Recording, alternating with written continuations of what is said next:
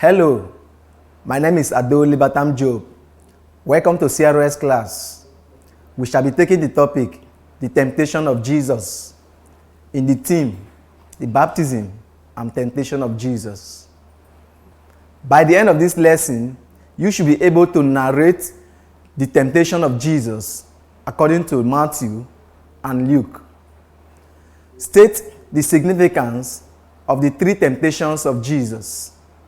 List the temptations Christians face today and also mention ways of overcoming temptations to sin. Before we continue, let's look at the meaning of temptation. Temptation can be defined as a very strong desire to do or have something that looks good but can destroy a person and his or her future. Shortly after his baptism, Jesus was led into the wilderness to be tempted by the devil. But he fasted for 40 days and 40 nights, and he was very hungry. The accounts of the temptation is given in the synoptic gospels of Matthew, Mark, and Luke.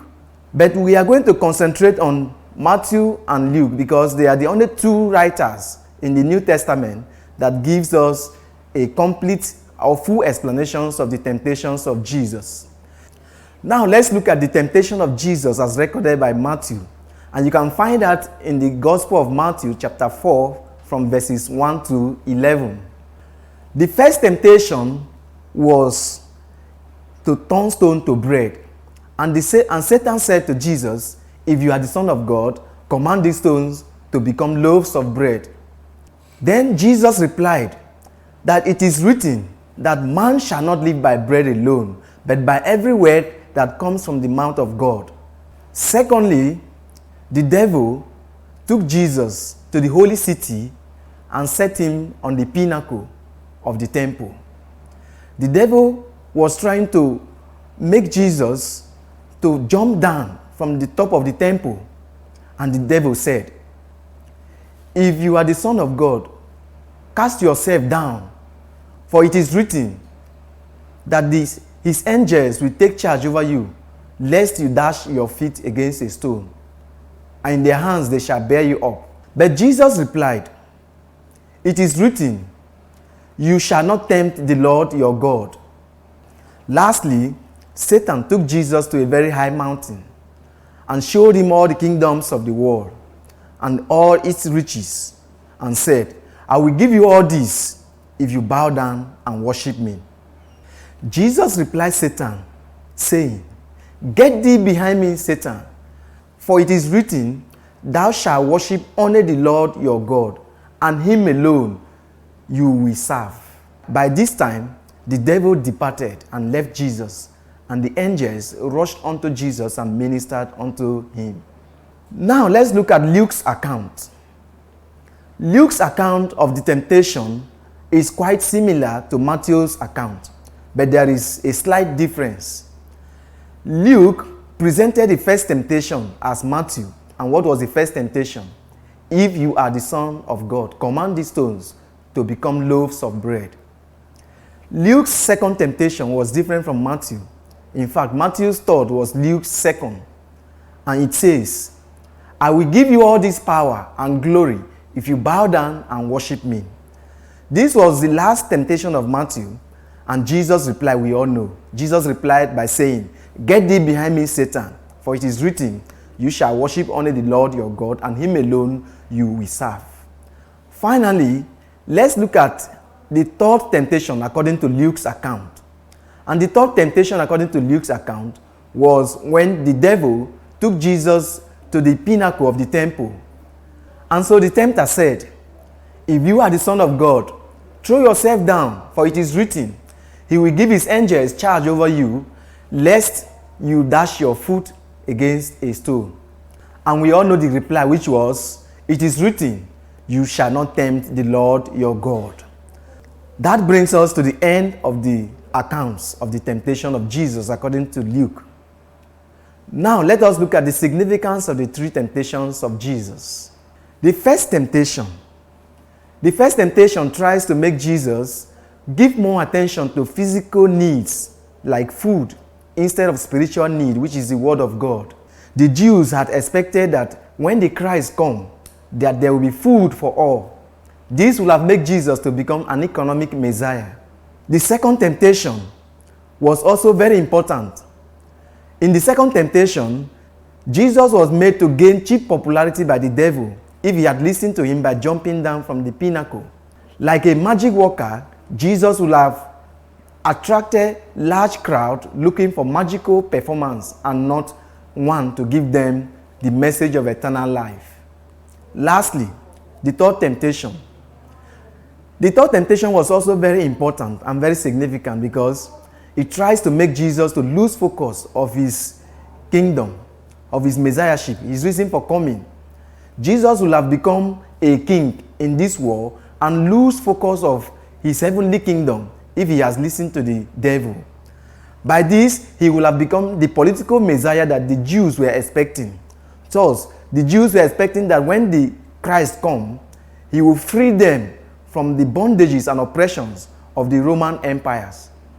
Having looked at the significance of the three temptations, let us look at the significance of the temptation to Jesus himself. The three temptations were very important to Jesus in the following ways. 1. They prepared him for his earthly ministry. And by that, what do we mean? His preaching, his teaching, and his healings on earth. Having overcome the devil, Jesus was now ready to do all the works that he came for. Secondly, they showed that Jesus has to suffer because he was also human. Some people thought that Jesus would not have suffered, that Jesus was God, and so he would not have suffered. But no, he was also human. And to show us that we must also suffer, he has to suffer.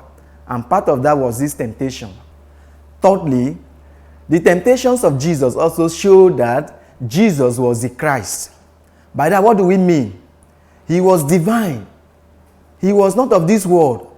He came from heaven. And the purpose for which he came must be fulfilled. And so we see that Christ was victorious over Satan.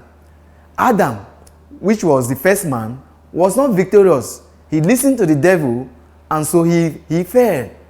But Jesus did not listen to the devil. And so at the end, you will see that Jesus achieved his aim.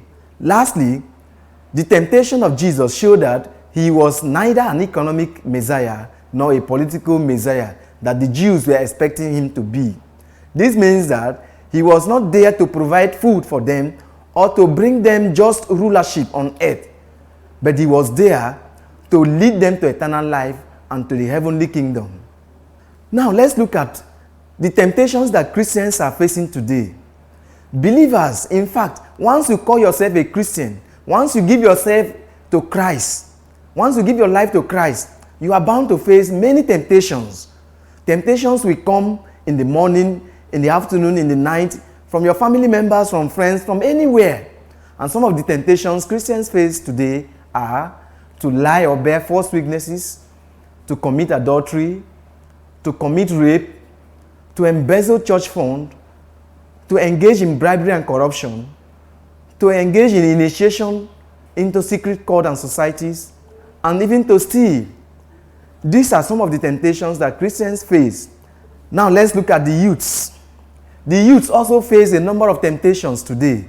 Some of the temptations faced by the youths today are to engage in drugs abuse, to take harmful substances, cultism. Youths are very prone to be initiated into one cult or the other. Social acceptance. The youths are looking for cheap recognition, easy recognition. They are looking to be noticed. They want people to notice them, to see them as being youths, as being somebody that has grown up. But this is not supposed to be, because this has pushed them into different temptations. For instance, they will follow their friends to some places they don't know, and at the end of the day, they end up either being embarrassed, either being raped, or either being initiated into cultism. Another one is sex. Youths are very curious. They want to know what sex is all about. And more often, they are tempted or lured by their friends to commit sexual immorality or fornication. Peer pressure. The youths are also being pressurized by their friends and colleagues, even family members, and they end up committing sins because they are not able to withstand or resist that temptation of peer pressure. Pornography. These days of internet, pornography is everywhere. The youths are the most affected. They have phones, they browse.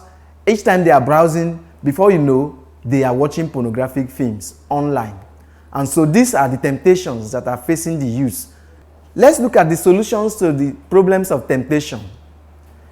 There are many solutions to the problems of temptations, but some of them are, like Jesus, we should read the Bible and also pray. Jesus, after his baptism, went to the wilderness, not to do anything but to pray. Prayer will strengthen you to overcome temptation when it comes. Again, you also pray without ceasing. There is no way or there is no time that is good enough for prayer. Every time is good for prayer. So don't say, I have prayed today, so I don't need to pray again when you get to the house. At work, at school, wherever you find yourself, always ensure that you pray. Because with God, nothing is impossible. And with prayer, you can always overcome temptation. Finally, you must always stay away from bad influence or friends. Bad friends will make you to do what you wouldn't have done.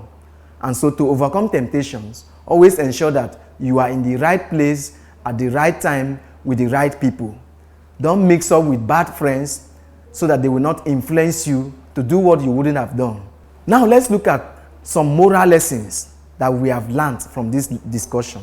Some lessons we have learned from the temptations of Jesus are that no one is above temptation or can choose the time and manner of temptation that he or she will experience. Secondly, that God cannot give us any temptation that we cannot overcome. And lastly, that Christians should not be self-centered. If Jesus Christ was self-centered, he wouldn't have overcome the temptations he faced. Remember that Jesus was hungry, and the first temptation was about food. He would have easily turned that stone to bread and eat, and then the whole world would have suffered because there would have been no salvation for us.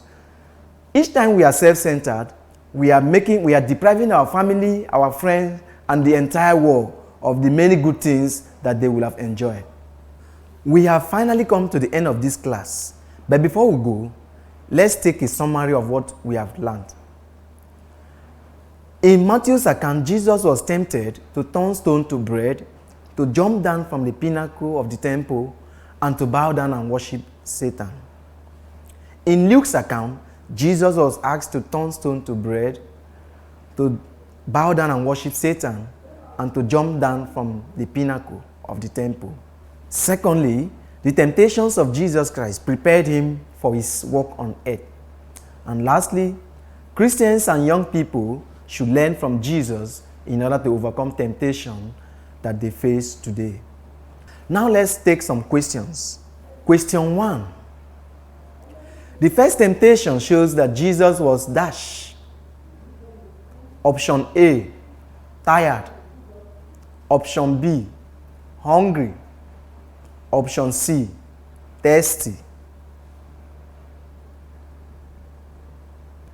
The correct answer is option B, hungry. Question 2. What is the second temptation according to Luke's account? Option A, bow down and worship Satan. Option B, turn stone to bread. Option C, jump down from the pinnacle.